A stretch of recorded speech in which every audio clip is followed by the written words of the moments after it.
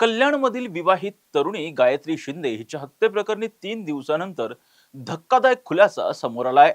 सुरुवातीला गूढ वाटणाऱ्या खुनामागे कोणताही बाहेरचा शत्रू नसून स्वतः जन्मदात्या वडिलांचाच हात असल्याचं समोर आलंय. कुटुंबाच्या इच्छेविरुद्ध जाऊन आंतरजातीय प्रेमविवाह केल्याचा राग मनात धरून वडिलांनीच आपल्या मुलीची धारदार शस्त्रानं हत्या केल्याची कबुली स्वतः वडिलांनीच दिली आहे. प्रेमविवाह, कौटुंबिक प्रतिष्ठा आणि तथाकथित सन्मानाच्या नावाखाली घडलेल्या या हत्येमुळे संपूर्ण कल्याण परिसर हादरून गेलाय. पाहूया ते हादरवणारं धक्कादायक प्रकरण नेमकं काय आहे या व्हिडिओच्या माध्यमातून. नमस्कार, मी राजरत्न जोंधळे आणि तुम्ही पाहताय टॉप न्यूज मराठी. कल्याण पश्चिम मधील पारेकरवाडी परिसरातील रचना रॉयल इमारत, याच इमारतीतील एका फ्लॅटमध्ये काही दिवसांपूर्वी विवाहित तरुणी गायत्री शिंदे हिचा रक्तबंब अवस्थेमध्ये मृतदेह आढळून आला होता आणि संपूर्ण परिसरामध्ये मोठी खळबळ उडालेली होती.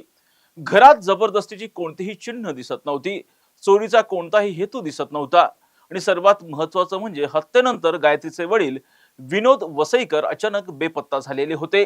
या संशयाच्या धाग्यावरून बाजारपेठ पोलिसांनी तपास सुरू केला. पोलीस तपासात समोर आलेली माहिती अधिकच धक्कादायक आहे.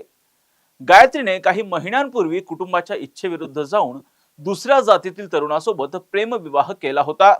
वडील विनोद वसईकर यांनी तिच्यासाठी 2 वेळा साखरपुड्याची तयारी केली होती, मात्र दोन्ही वेळा गायत्रीने नकार देत आपल्या प्रियकराशी विवाह करण्याचा निर्णय घेतला.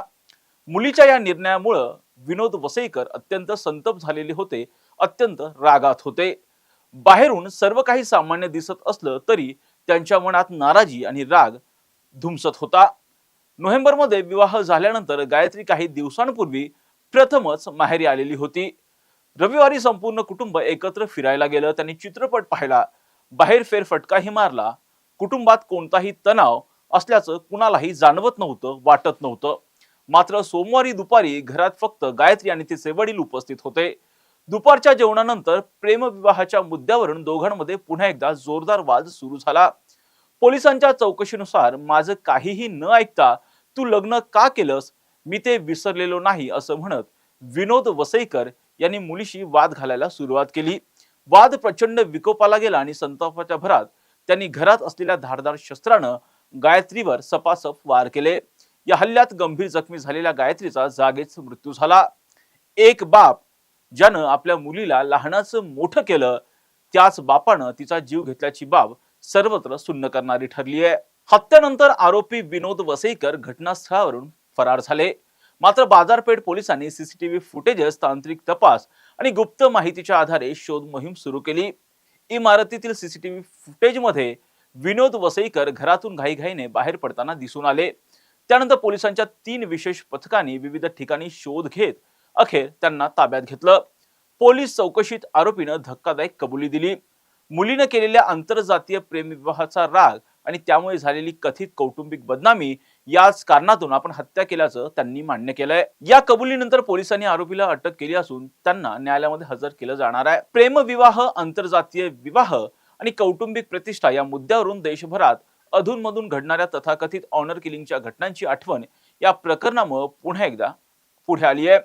समाज बदलत असताना मुलाच्या व्यक्तिगत निवडी स्वीकारण्याऐवजी काही कुटुंबांमध्ये आजही प्रतिष्ठेच्या नावाखाली टोकाची भूमिका घेतली जात असल्याचं या घटनेवरून पुन्हा एकदा सिद्ध झालंय.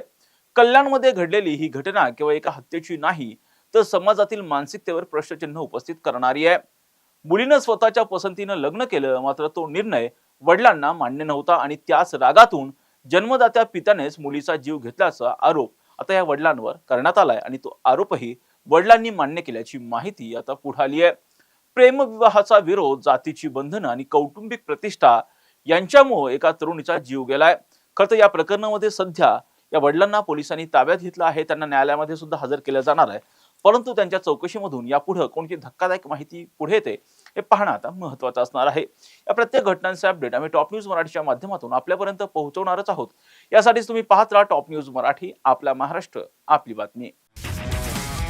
तुमची car, electric panel, data server आगीपासून सुरक्षित आहे का? नाही? मग आजच बसवा F protect temperature activated fire suppression device.